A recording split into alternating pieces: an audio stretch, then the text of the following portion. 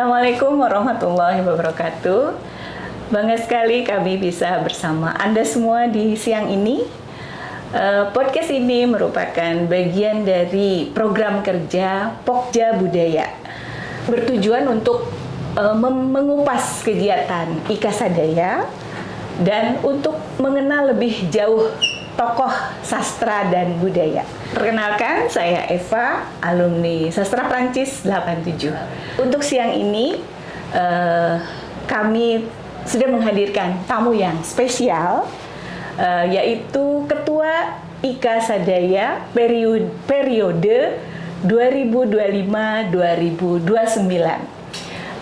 Teh Nuning Halet, yang kebetulan baru dilantik pada bulan Mei tahun 2025 ini ya, Teh. Ya. Terima kasih kepada Teh Nuning di tengah kesibukannya sudah bisa berkenan hadir di sini untuk menjadi tamu kita di edisi perdana ini. Mungkin di antara kita ingin mengenal lebih jauh Teh Nuning ini siapa dan bagaimana, dan dulu dari sastra mana mungkin Teteh bisa menceritakan untuk kita semua. Oke, saya Nuning dari sastra Jepang angkatan 92. Ya. Terus apa lagi ya? Lalu ini Teh, perjalanan karir dari mulai kuliah, selesai kuliah, ngapain aja? Kebetulan Teteh ini gelarnya sangat banyak. Dapat pendidikan beasiswa dari mana saja, mungkin Teteh cerita tentang hal itu. Oke. Ya, terima kasih ya sebelumnya.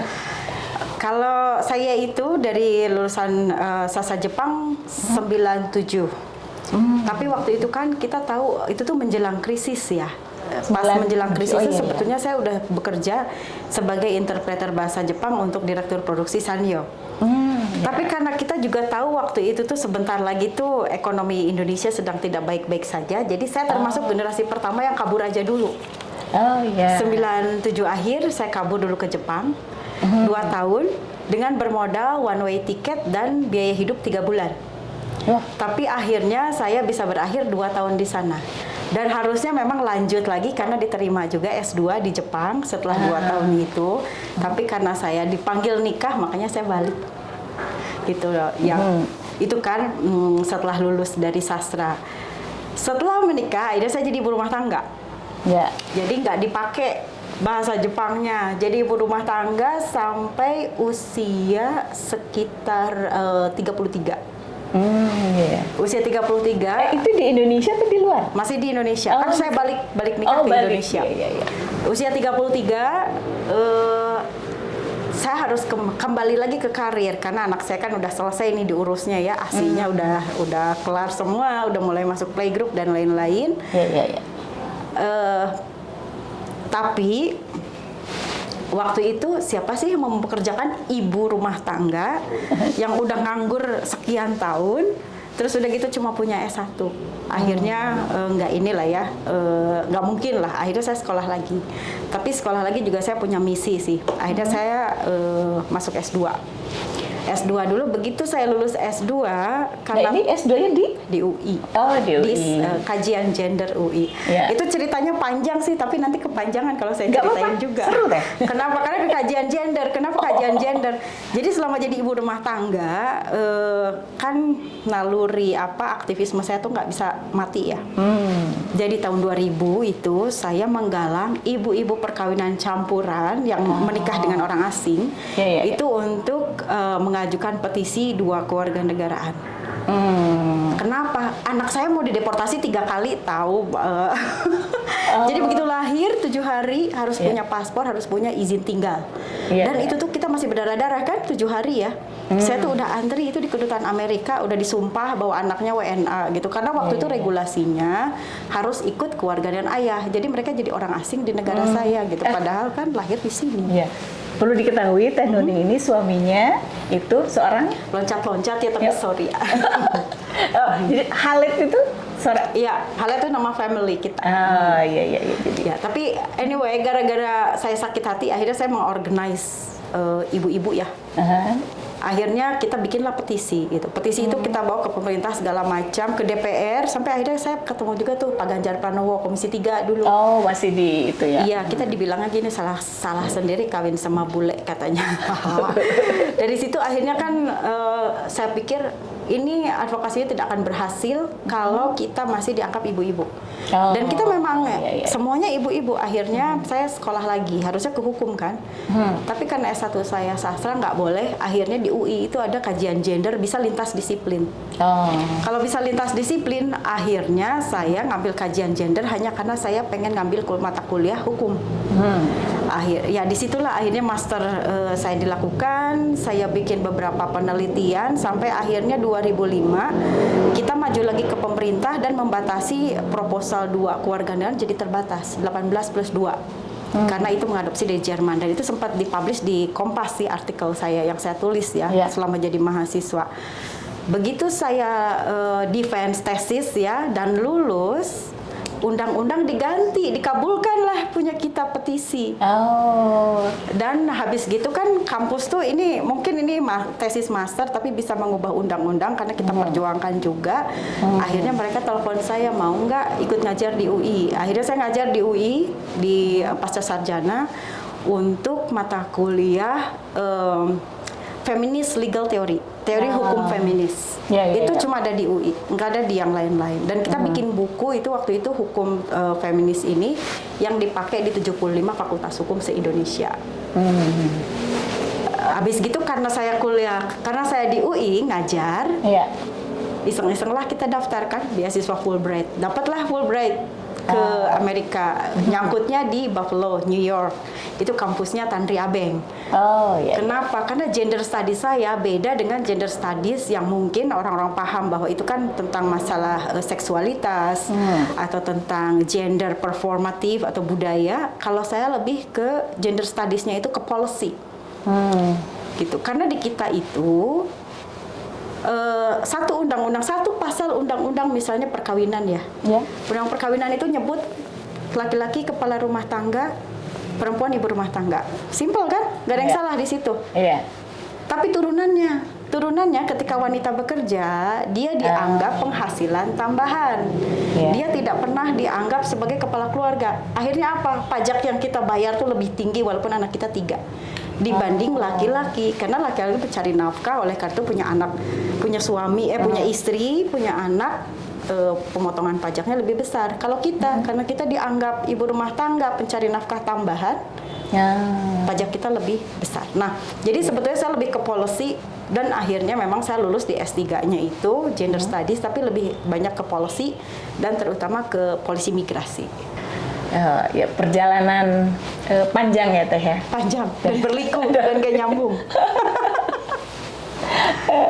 Lalu setelah selesai di S3 terus that's interesting. Sebetulnya selama saya kan dosen ya, statusnya dari S2 itu saya dosen. Oh, di UI itu ya? Di UI. Selama di Buffalo saya juga ngajar gitu. Saya ngajar itu tentang global studies, global supply chain, global politics, global woman. Tapi karena saya beasiswa Fulbright, saya diwajibkan pulang dan mengabdi di Indonesia 2 tahun. Tadinya saya mau ke UI lagi, tapi di UI udah ada pengajar yang gantiin saya.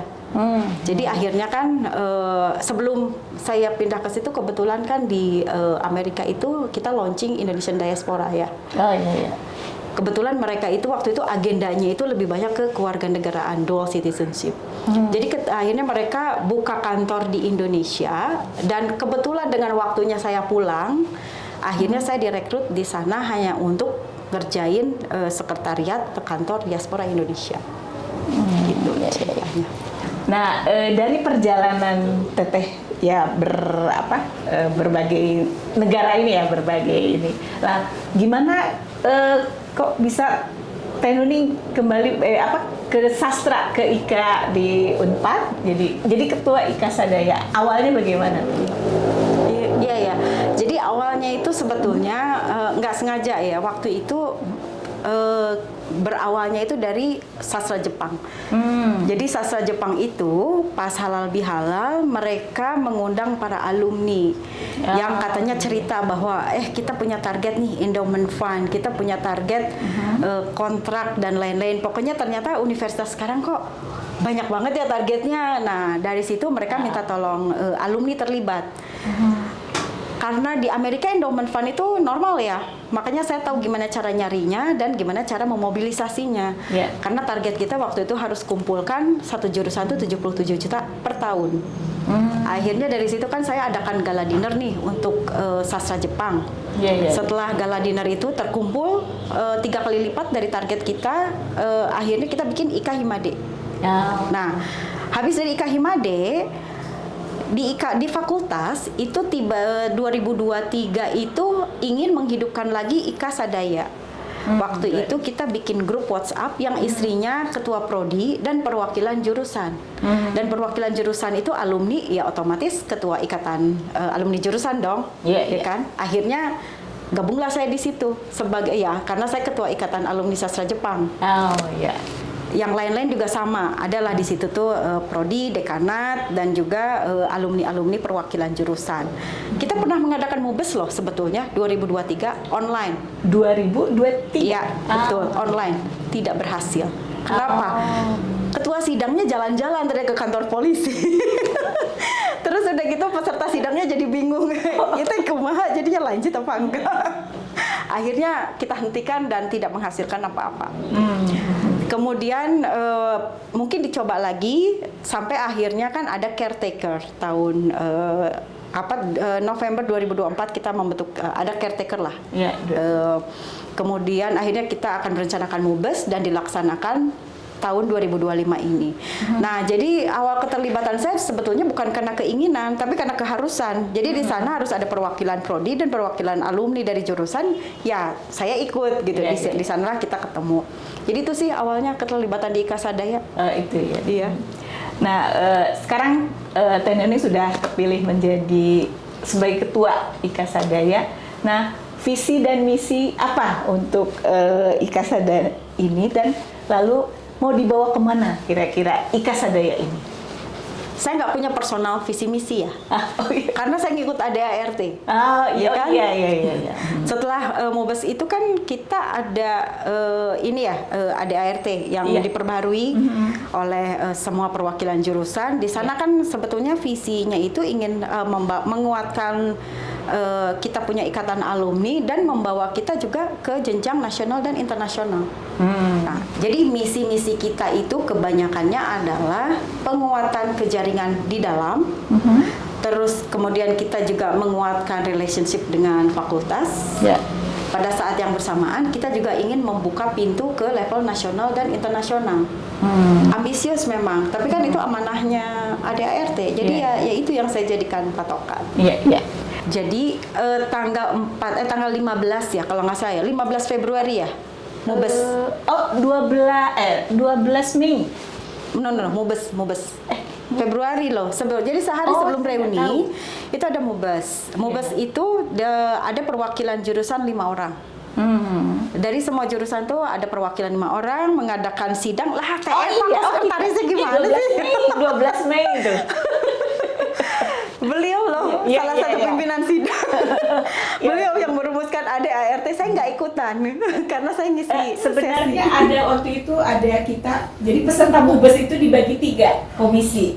Jadi ada komisi ADART, ada komisi program kerja. Kebetulan saya masuk komisi B program kerja, dan satu lagi ada komisi ada 3 komisi. Jadi yang membuat komisi ADART itu ya kalau nggak salah komisi A gitu, khusus ya. Nah ini sebetulnya saya ngikutin hasil dari produk dari MUBES yang disepakati, ya itulah yang saya jalankan. Nah, lalu kita mungkin Teh Nuni baru sekitar 2 bulan ya, Mei, Juni, Juli ya. Nah, dalam pelaksanaan program Ika Sadaya ini apa hambatan yang dihadapi Teh Nuni sebagai ketua? Kita menghidupkan menghidupkan sesuatu yang sudah mati 9 Oh, tahun iya. loh gitu. Ya itu ya, Ya, perlu yang diketahui terpenting bahwa ya. itu sudah pernah vakum kita 9 Yes. tahun ya.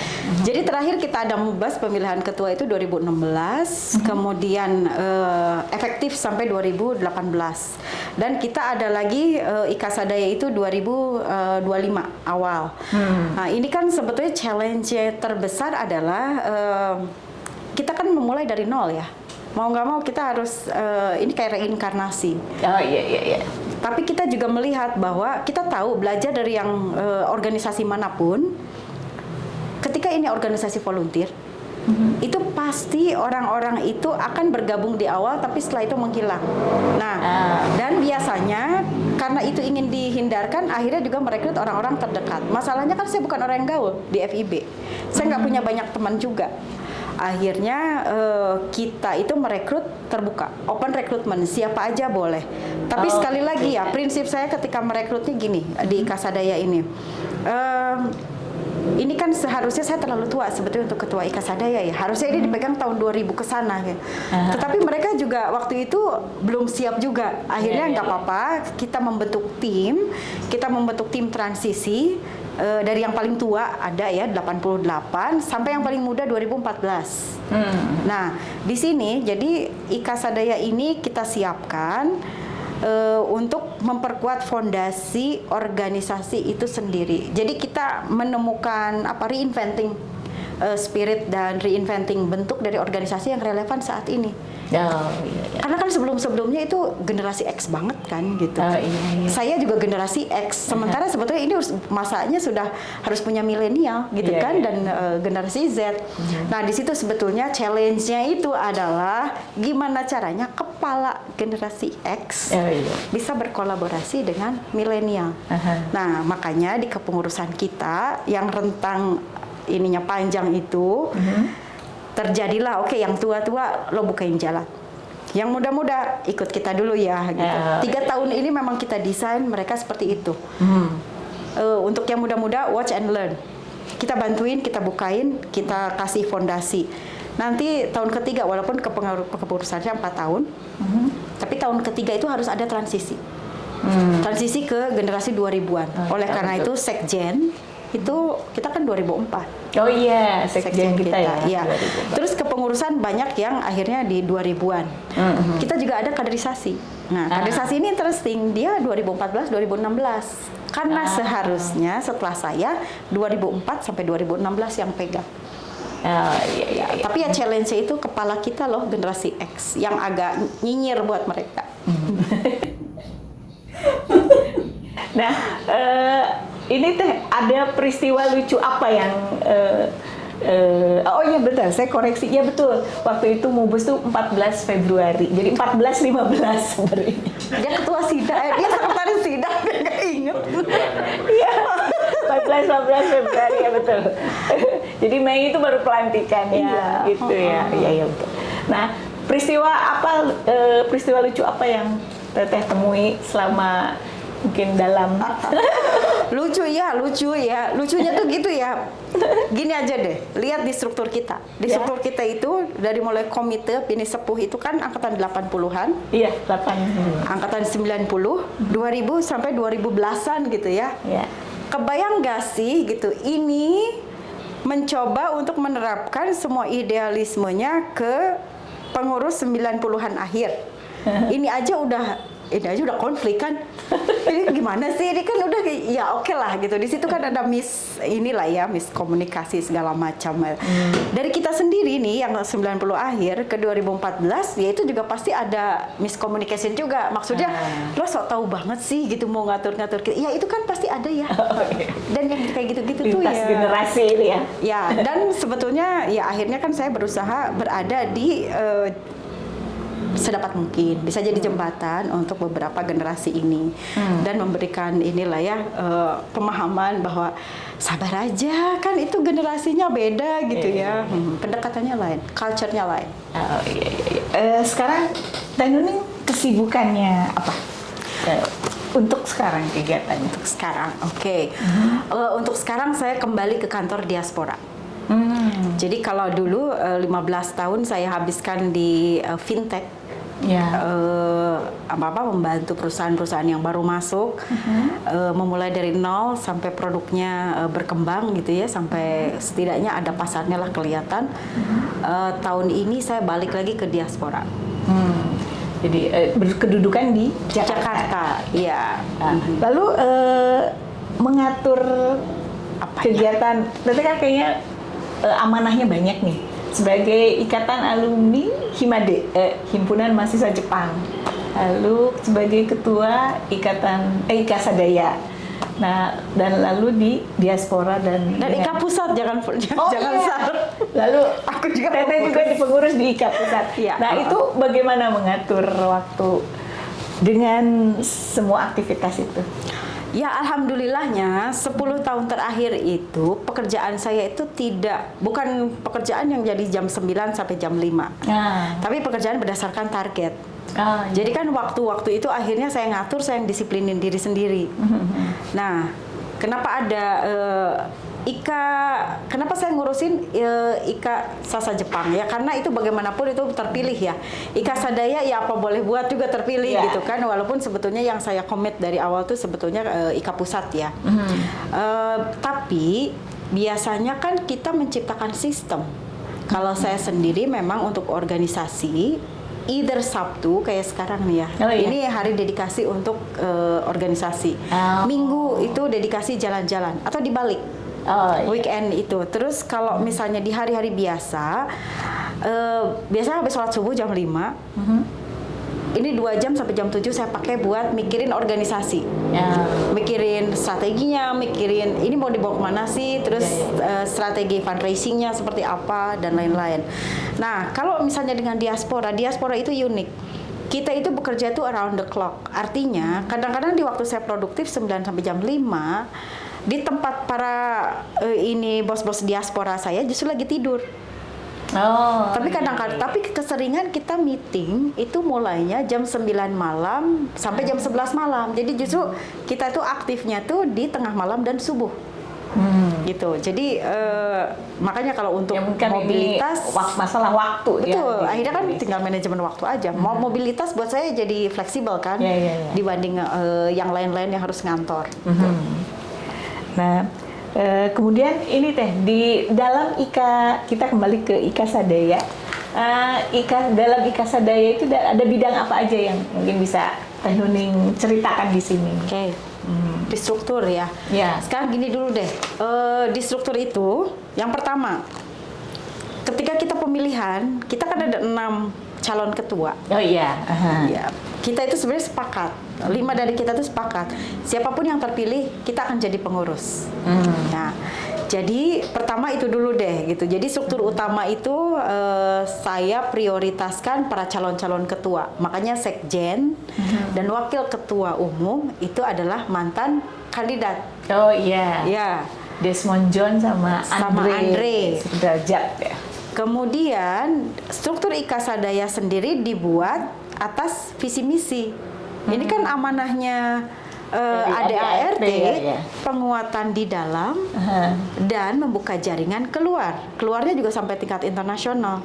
Oleh karena itu kepengurusan kita juga strukturnya kita besarkan di internal itu penguatan alumni, penguatan juga untuk mahasiswa yang menjelang lulus dan menjadi alumni, kemudian juga bisnis internal yang alumni punya dan lain-lain, termasuk Career Development Center. Karena kan alumni kita juga banyak dong di masa-masa early career ya, yang butuh mentoring segala macam. Jadi memang kita fokuskan di sana untuk divisi internal.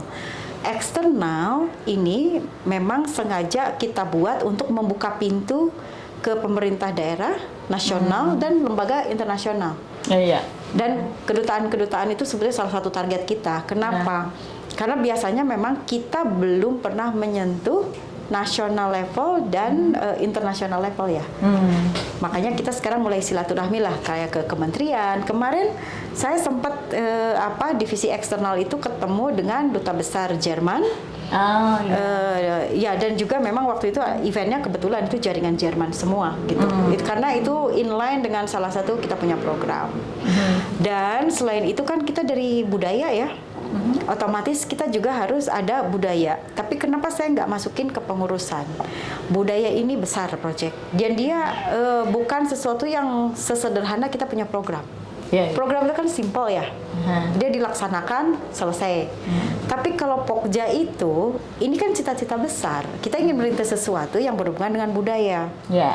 Apakah itu nantinya menjadi sebuah rutinitas yang sebetulnya memang berkontribusi untuk alumni dan juga untuk masyarakat, atau kita punya ambisi misalnya bikin kongres budaya. Nah, itu kan pekerjaan besar, ya udah gitu jadikan Pokja. Kita ada Pokja Badan Usaha. Pokja Badan Usaha ini sebetulnya fokusnya dia agak beda dengan UMKM ya. Kalau UMKM kan memang pengurus-pengurus yang sudah punya bisnis UMKM. Pokja Budaya ini sebetulnya kita banyak potensi yang sebenarnya bisa kita lakukan lewat kolaborasi antar alumni, apapun itu gitu. Karena banyak sekali hal-hal di Jawa Barat ini yang memang tidak tergarap oleh alumni kita, belum digarap. Nah, itu sebetulnya kita akan arahkan ke sana. Bentuknya seperti apa ya nanti sebetulnya saya masih tunggu juga nih program-program dari Pokjanya. Yang lain mungkin kaderisasi. Kaderisasi itu agak terpisah. Saya pisahkan dia di bawah sekjen ya, di bawah langsung ininya sekjen. Kenapa? Generasi mereka dekat. 2004, 2014, 2016. Terus kebetulan mereka itu mantan aktivis BEM. Dan juga mereka itu aktif di organisasi lain kemahasiswaan. Nah, ini kaderisasi ini yang berhubungan langsung dengan mahasiswa. Ingat ya, kita ada di ADART itu kita harus ini ada capacity building buat mahasiswa juga. Tapi kenapa kita nggak capacity building ke mahasiswa secara keseluruhan? Kita hormati itu masih wilayahnya fakultas. Kita hanya ngurusin alumni. Tetapi untuk masalah aktivisme kayak kita calon MWA kita dari FIB loh. Mahasiswa MWA itu kan Majelis Wali Amanah. Itu tuh kan ada perwakilan alumni, perwakilan mahasiswa, dan perwakilan guru besar, perwakilan malah presiden juga kalau nggak salah punya veto ya, punya suara di sana. Itu yang dari mahasiswa itu satu calonnya dari kita loh, FIB. Nah, ini siapa yang menggarap? Yang menggarap ya seksi kaderisasi. Dan jadi itu yang coba kita dorong, dan kita jadi tim ses semua. Gimana caranya supaya FIB ini mahasiswanya dari kita itu juga eksis di level universitas. Kita kan belum pernah masuk ke level universitas. Nah, seperti itu. Jadi semuanya tuh dirancang untuk memenuhi visi dan misi, mencapai visi dan misinya ADART. Terus satu lagi ya, kita ada olahraga. Bagaimanapun ini amanah dari caretaker bahwa Sadaya Cup harus selalu ada. Harus itu tradisi baru. Itu sepak bola ya, sepak bola Sadaya Cup. Oleh karena itu olahraga kebetulan itu juga kita ini kan di bawah sekjen, tidak di bawah saya. Kalau saya rutin semua. Kenapa di sekjen? Sekjen kita itu atlet olimpiade loh. Betul. Walaupun bukan sepak bola ya, tapi dia atlet olimpiade, setidaknya dia lebih relevan daripada saya ngurus kan. Jadi seperti itu sebetulnya struktur kepengurusan IKA Sadaya. Nah, sekarang Teh ini hubungan IKA Sadaya dengan IKA Pusat itu bagaimana ini kita ininya hubungannya? Secara struktural kita kan sebetulnya bagian dari Komfak ya. Komisariat fakultas. Jadi ya otomatis kita sebetulnya kayak ada top down koordinasi. Secara personal memang saya juga mengepalai bidang bisnis internasional di IKA Pusat. Iya. Ini sebetulnya program bisnis internasional sekarang itu saya integrasikan dengan kita punya program juga, program IKA Sadaya. Kenapa? IKA Sadaya itu punya lulusan bahasa. Sementara kita itu sedang menghadapi pengangguran luar biasa. Indonesia ya. Pada akhirnya kesempatan-kesempatan dalam negeri yang terbatas ini jadi rebutan orang yang segitu banyak. Oleh karena itu dibukalah sebenarnya pasar luar negeri kan. Tapi kan pasar luar negeri itu peluang kita 7,28 juta itu tidak pernah diisi. Hanya diisi sekitar 300.000 sekian. Masalahnya ada di bahasa. Ini kan sebetulnya ada opportunity Tapi supply-nya itu kendalanya di bahasa. Sementara kita menghasilkan lulusan bahasa banyak banget gitu tiap tahun. Akhirnya di bisnis internasional ini saya kombinasikan dengan IKA Sadaya gimana caranya supaya ahli bahasa kita bisa kerjasama dengan IKA Pusat berkontribusi untuk mempersiapkan sumber daya kita supaya mereka juga bisa misalnya bekerja di luar negeri dengan murah, nggak terjebak oleh agen-agen yang aneh-aneh, nggak dikenain biaya puluhan juta. Itu akhirnya kita punya sinergi kerjasama seperti itu. Dan itu memang bukan cuma program yang ini ya. By the way, kita akan pilot di Stikes RSPAD di bulan Agustus. Setelah Agustus ini? Iya. MOU-nya nanti kita tanda tangani bulan Juli ini. Dan setelah RSPAD itu kita akan ke Makassar, Kalimantan, Kendari, Bali, Nusa Tenggara. Dan itu mereka udah nungguin loh gitu, alumni-alumni kita yang bisa bahasa Jepang. SMA nanti akan diisi oleh alumni kita yang sastra Jerman. Jadi SMA ini yang kesulitan mencari pekerjaan, ini saya sudah koordinasi dengan salah satu alumni sastra Jerman itu, mereka akan mengajar juga di sekolah-sekolah. Nah, nanti saya siapkan juga penyerapannya di luar negeri dari Jerman itu. Itu yang sekarang sedang kita lakukan. Proyek besar, panjang, tapi buat saya itu lebih berdampak. Nah, kalau menurut Tena, jadi sepenting apa sih ikatan alumni ini gitu untuk perkembangan FIB gitu, FIB ya, dan mahasiswanya? Itu pertanyaan menarik ya, soalnya banyak anggapan kan, kenapa sih gitu ingin menjadi ketua IKA, apalagi yang sadaya punya kepentingan pribadi, cari popularitas, atau misalnya untuk partai politik. Aduh enggak deh, saya bukan orang partai, saya nggak ada ambisi untuk membawa ini ke partai politik. Kemudian saya juga nggak cari popularitas ya. Ngapain cari popularitas di IKA Sadaya? Kalau populer mah gampang gitu kan, sebenarnya diaspora itu kendaraan yang sangat strategis untuk cari popularitas gitu. Kemudian juga untuk kepentingan pribadi, nggak ada kepentingan pribadi apa sih gitu. Yang ada adalah saya kan punya misi ya, misi gimana caranya supaya kita itu lebih bisa berperan lah, berdampak lah gitu di masyarakat. Ternyata memang kendaraannya ada di IKA. Seperti program yang pemberdayaan sumber daya manusia lewat bahasa asing, itu hanya dimungkinkan dengan kendaraan IKA. Dan itu juga semua apapun nanti profit yang didapat itu masuknya juga ke IKA, bukan ke pribadi gitu. Jadi ada proyek-proyek idealisme yang saya pikir dijalankan justru karena saya berada di IKA Sadaya dan IKA Pusat. Jadi menarik dan sangat berguna gitulah ya untuk untuk para alumni. It's too good to be true. Tapi terus terang memang saya nggak mencari apa-apa di sini gitu. Ini juga kan karena bukan sesuatu yang direncanakan juga kan gue kepilih. Itu bukan. Ya kita mencalonkan karena waktu itu kan kita maksudnya kita di lobby lah, setiap jurusan kirim calon kan. Hanya karena kita berpartisipasi. Waktu itu juga kita nggak ada harapan apa-apa. Kita nggak ada kampanye loh, ya kan? Yang ada adalah CV yang dipampangkan. Ya kalau udah perang CV jelas pasti saya menang. Itu kan, dan itu nggak fair sebetulnya. Tapi ya itulah realitanya. Nah, jadi untuk harapan kedepannya dengan IKA Sadaya ini nanti apa teh? Sebetulnya harapan yang untuk IKA Sadaya ke depan itu kita itu sebenarnya bangkit lagi deh. Gitu. Kita bangkit dulu, kita kuat dulu. Gimana caranya kita bisa berorganisasi dengan konsisten? Dan itu saya tahu itu nggak akan mudah. Kenapa? Karena itu di mana-mana loh ya. Organisasi itu kan semangat itu 2 tahun pertama. Setelah itu kan pada menghilang. Jangankan begitu, kadang-kadang di tahun pertama aja orangnya udah menghilang semua gitu. Tapi di sini tuh sebetulnya saya ingin menyediakan wadah siapapun yang ingin berkolaborasi, ingin berkontribusi untuk organisasi, atau orang yang mempunyai agenda yang kebetulan agendanya itu bisa diwujudkan melalui IKA Sadaya, ya hayu gitu. Sementara agendanya tidak membahayakan ya, maksudnya tidak membawa ini untuk kepentingan agenda golongan. Kalau misalnya ini untuk kemaslahatan, untuk kebaikan banyak orang, hayu gitu. Itu sebetulnya yang akan kita bawa.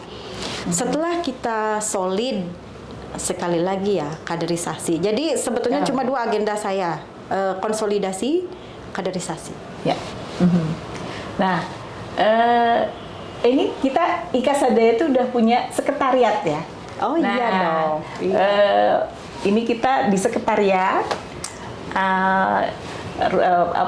Jadi apa yang diharapkan Teh Nuning untuk menghidupkan Sekre IKA Sadaya ini? Ya, ini kan kita kebetulan ada 2 ruangan ya. Jadi kita itu ikut di ruangan IKA Pusat karena pertama ini akan mubazir, kedua kita ada program kolaborasi yang di dalamnya nanti akan ada TOT. TOT itu butuh tempat untuk training calon guru yang akan kita tempatkan di Stikes. Ya. Oleh karena itu satu ruangan kita dedikasikan untuk TOT dan untuk meeting siapapun boleh pakai gitu kan di kepengurusan IKA Pusat atau IKA Sadaya. Ini ruang keluarga. Jadi siapapun kalau Teteh lihat ya di sini ya, ini ada rak buku, di sini ada novel-novel buku. Semua buku-buku yang mau disumbang silahkan di sini. Ini ada karpet. Karena banyak sekali pengurus kita itu kalau datang ke sekretariat itu anaknya ikut. Oh iya. Jadi daripada anaknya bosen, di sini loh, duduk sini. Sebetulnya nanti akan kita tambahkan kopi-kopi lah ya, atau ada apalah di sini. Silahkan baca buku, silahkan mau ngapain, nonton TV juga sebenarnya bisa. Karena kita juga ada TV. Sudah ada ya TV. Iya. Jadi pengurus itu ketika kita ajak meeting atau misalnya ada kegiatan yang menghabiskan waktu di sini, mereka nggak khawatir anak aku di rumah gimana gitu. Atau kalau liburan atau bosen di rumah nggak ada tempat, yuk datang kemari.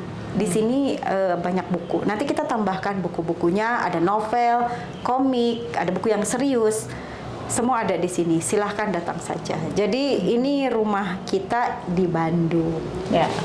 Untuk agenda terdekat untuk IKA Sadaya ini apa Teh untuk sekarang ini? Sekarang ya. Mungkin agenda terdekatnya ada 3. Yang pertama, jadi dari Pokja Budaya itu kita akan berkunjung dari kafe ke kafe milik alumni. Kemudian di sana ada tim yang akan melakukan konser musik, di mana kita juga bisa datang di sana, bisa jajan di sana. Tujuan kita adalah menghidupkan kafe-kafe kepunyaan alumni dan juga ada hiburan. Kalau misalnya mau ngadain reuni-reuni kecil, ketemu sama teman-teman lama yang di kampus, silahkan bisa memanfaatkan momen itu. Rencananya 1 bulan sekali. Tanggal 19 kita juga ada workshop fotografi. Kenapa kita ada workshop fotografi? Kita semua suka ngonten, ya kan? Tapi kan kadang-kadang nggak semua orang bisa foto. Terus ada juga orang yang suka minta anaknya fotoin dong gitu. Tapi anaknya nggak bisa, makanya dimarahin melulu.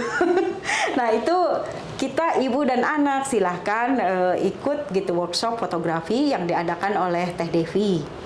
Yang terakhir itu kita ada hiking. Jadi kita ada bulanan hiking itu.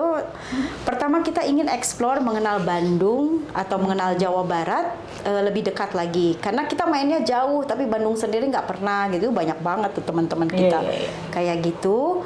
Kedua, ini kan salah satu upaya hidup sehat ya. Bagaimanapun, kalau misalnya kita terlalu lama di kota kan harusnya kita juga menyingkir dulu ya ke yang ijo-ijo. Dan ini juga salah satu upaya olahraga.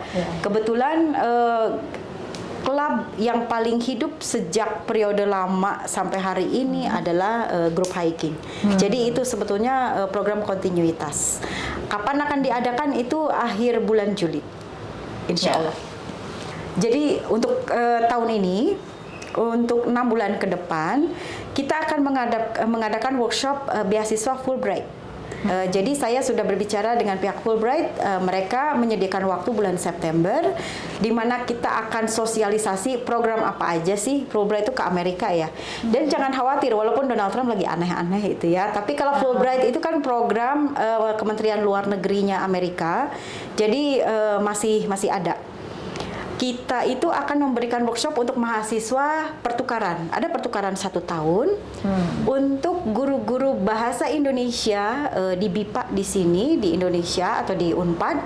Itu bagaimana caranya untuk bisa ngajar bahasa Indonesia 10 bulan di Amerika. Kemudian untuk para alumni yang ingin mendaftar S2 atau S3 atau program postdoktoral di Fulbright, itu kita akan mengadakan sosialisasi, workshop cara penulisan essay, winning essay writing. Kemudian kita juga akan mengadakan briefing bagaimana caranya supaya kalau misalnya interview dan lain-lain. Jadi lebih teknikal seperti itu. Kemudian kita juga akan mengadakan sebetulnya kita ingin mengadakan acara UMKM Go International. UMKM kita tuh banyak banget dan beberapa malah sudah dalam taraf ekspor. Nah, tapi kan kita masih bingung nih gimana caranya. Kebetulan di diaspora itu kita punya IDSeed ya. IDSeed itu memfasilitasi ekspor, dia mengidentifikasi juga regulasinya seperti apa, permodalannya seperti apa dan lain-lain. Nanti itu juga akan kita sosialisasikan. Nah, yang lain mungkin terkait dengan karir. Kita tahu bahwa alumni kita itu banyak yang masih mencari pekerjaan atau mereka sedang mencari pekerjaan untuk anak-anaknya. Nanti di akhir tahun kita mungkin akan mengadakan semacam seminar dengan Apindo dan Asosiasi Bisnis Outsourcing untuk menavigasi industri kita itu ke depannya seperti apa sih gitu. Masih sama apa berubah? Berubahnya seperti apa? Kita masih relevan apa enggak? Gimana caranya supaya kita tetap relevan? Ya. Jadi seperti itu agenda yang akan kita lakukan menyentuh langsung kepentingan alumni. Nah, kebetulan pada di meja kita teh ada beberapa benda. Ini adalah hasil karya dari seorang anak autis yang dia senang menggambar gitu, karena kelebihan anak autis kan bermacam-macam gitu. Kebetulan dia jadi senang menggambar, lalu sama mungkin ya ibunya ini ya sebagai jadi artisnya itu anaknya, dia manajernya ibunya, jadi dia di print gitu kali ya. Ini ada pouch untuk berbagi hal, lalu ini ada apa? Kerudung, ada pasmina. Jilbabnya kita buka ya. Oh boleh lihat ya. Mungkin ini sajadah juga perlu di.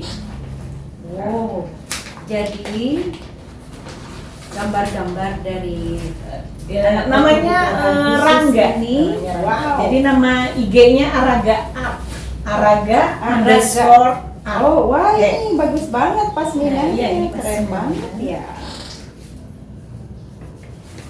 Padahal ini gambarnya tuh sederhana ya, tapi karena multimedia. Nah, kalau ini dia melukis dengan cat sajadahnya air. lucu banget. Ini cat Lumos. air. Iya.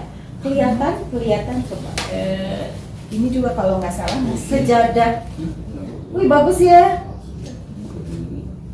Dan dia kayaknya waterproof ini ya. Iya betul, ini waterproof.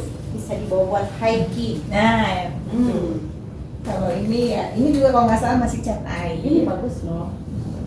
Terus Nah, ini Nah kalau ini tumblernya keren. ya, tumbler. Jadi berbagai ukuran tumbler. Ini yang paling mini. Oke, iya. Kalau misalnya ada yang berminat bisa hubungi siapa? Bisa hubungi saya. Ada di bawah. Nomor HP-nya ada di bawah ini.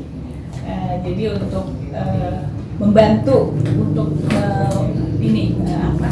karya anak autis. Kita juga membuka untuk produk-produk lain yang mungkin dari UMKM untuk dipromosikan di podcast kita ini. Jadi dipersilakan untuk memperkenalkan produk-produknya kepada kita dan itu gratis. Jadi dipersilakan. Mungkin ada kata-kata terakhir untuk podcast di sini, karena mungkin yang nonton podcast ini ada pengurus, tapi selain itu juga ada mungkin mahasiswa yang masih aktif, lalu ada dosen, lalu Nah, mungkin ada apa yang ingin Teteh sampaikan kepada para penonton podcast kita, Ika Sabunya? Ikatan alumni ini bukan sekedar tempat guyub ya, bukan sekedar tempat rame-rame bergerombol, tetapi kita juga mencoba untuk bisa berkontribusi tidak hanya kepada alumni sendiri, kepada mahasiswa, tapi kita juga harus mulai memikirkan masalah-masalah di luar yang dimana sebetulnya kita bisa berkontribusi. Jadi pada intinya adalah di zaman sulit seperti ini aneh ya, zamannya transisi, kita harus saling menguatkan, saling mendukung, saling membantu, dan saling berkolaborasi. Kita nggak bisa jalan sendiri. Jadi IKA Sadaya ini sebuah wadah, sebuah keluarga di mana kita akan saling dukung mencapai tujuan bersama dan membawa kemaslahatan. Mungkin itu. Terima kasih Anda sudah menyaksikan podcast perdana kami. Semoga ada manfaatnya dan saya harapkan Anda masih mengikuti kami di edisi berikutnya dengan tokoh-tokoh yang lebih luar biasa lagi. Assalamualaikum warahmatullahi wabarakatuh.